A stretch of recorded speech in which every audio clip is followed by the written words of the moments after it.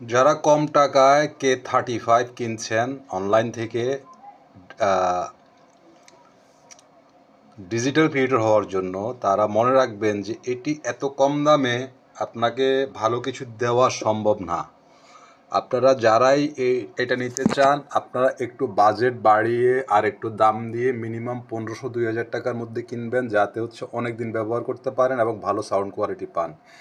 এটি আমি কিনেছি, প্রথমটা ভালো পড়েনি, তারপরে আমাকে ডিলার চেঞ্জ করে দিয়েছে, কিন্তু এটির সাউন্ড কোয়ালিটি খুব একটা ভালো না এবং এটি ব্যবহার করার জন্য মোবাইলে অন্য আরেকটি ক্যামেরার অ্যাপ ডাউনলোড করতে হয়, যেটার নাম হচ্ছে ওপেন ক্যামেরা।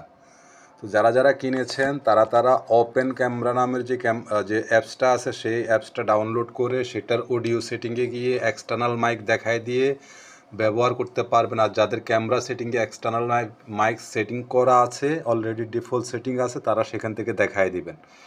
ওকে, অনেক ধন্যবাদ। যদি ভালো লাগে ভিডিওটা তাহলে আমার চ্যানেলটা সাবস্ক্রাইব করে রাখবেন।